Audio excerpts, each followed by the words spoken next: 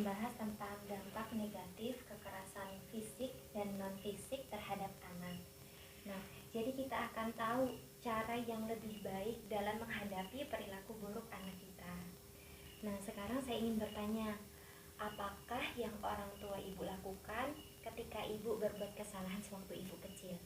Ayo, kira-kira orang tua ibu ngelakuinnya gimana itu?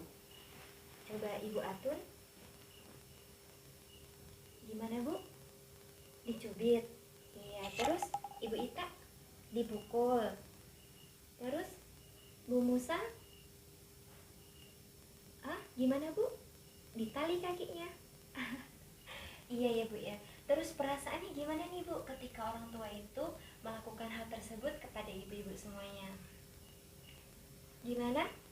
Ibu Ita tadi menangis. Iya. Terus Bu Atun sedih. Iya. Jadi sedih ya bu ya ketika kita dipukul sama orang tua kita, dicubit sama orang tua kita, ataupun ditali kakinya sama orang tua kita gitu.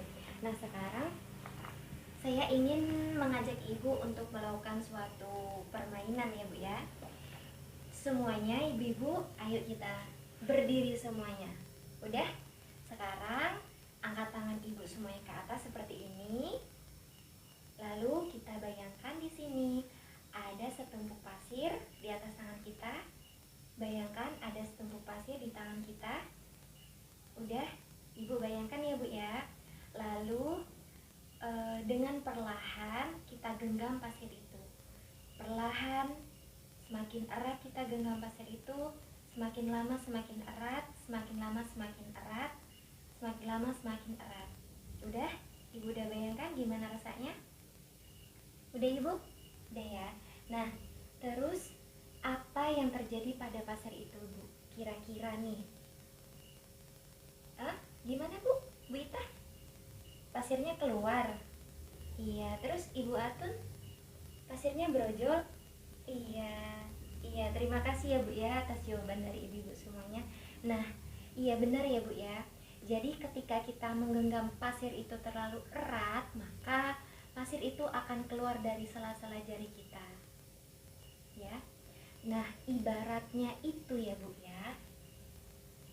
Pasir-pasir ini adalah segala kebaikan yang ada pada anak diri kita. Dan tangan ini adalah kita sebagai orang tua. Jadi, ketika kita menggenggam anak kita terlalu erat, anak kita akan merasakan gimana? Sakit. Lalu perlahan tapi pasti kebaikan yang ada pada anak kita itu lama-kelamaan akan hilang dan memudar. Yang ada tinggal sifat buruknya saja karena kita terlalu keras sama anak kita gitu. Jadi anak nggak nyaman tuh ada di rumah, dia lebih cari teman-teman yang lain untuk sharing sama dirinya sendiri gitu ya.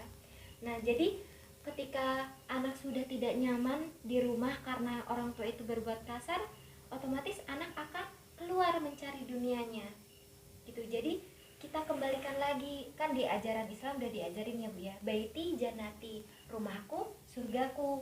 Bahkan di lagunya ada kan bu, harta yang paling berharga adalah keluarga, ya kan? Iya, jadi jangan sampai itu bu, kita genggam anak kita terlalu erat ya bu ya. Paham ya bu ya? Iya, terima kasih atas partisipasinya. Ibu boleh duduk kembali. Nah, jadi kekerasan pada anak tidak akan menyelesaikan masalah. Kekerasan bisa membuat anak semakin tertantang untuk melakukan hal yang salah atau merasa melakukan hal buruk merupakan cara untuk mendapatkan perhatian orang tua. Bahkan yang paling parah, sangat parah adalah anak akan menganggap bahwa menyakiti orang lain adalah hal yang wajar. Banyak orang tua yang merasa bingung menghadapi perilaku buruk anak dan pada akhirnya mengambil cara yang mudah, yaitu dengan menggunakan kekerasan fisik, yaitu bisa dengan mencubit, memukul, lalu menjewer gitu ya bu ya, atau dengan kekerasan non fisik, misalnya membentak, memaki anak, mengancam, memelototi gitu. Misalnya anak kita pulang kesorean, lalu kita langsung pukul tanpa kita tahu kenapa dia pulangnya telat, tanpa kita tanya gitu ya Bu ya. Kita langsung, kamu kok pulangnya kesorean, dari mana aja gitu. Nanti si anak langsung merasa, ih ibu ini aku dulu belum bilang apa-apa kok udah dimarah gitu. Jadi si anak langsung merasa, ih kok ibu aku jahat banget sama aku gitu. Nanti bapaknya datang, iya kamu ini bukannya laporan dulu sama ibu kalau mau pulangnya sore. Tak, pukullah si bapak kepada si anak. Si anak langsung merasa nangis kan, si anak sakit gitu. Padahal nih di sini ibu banyak banget ibu dampak negatif dari kekerasan pada anak. Yang tadi nih dampak fisiknya, yang pertama si anak pasti merasa terluka, ya kan?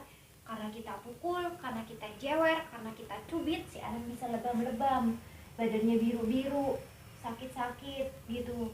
Terus yang dampak non fisiknya ya bu ya, si anak bisa jadi pemarah, terus agresif, terus tidak percaya diri, bahkan sulit untuk konsentrasi belajar.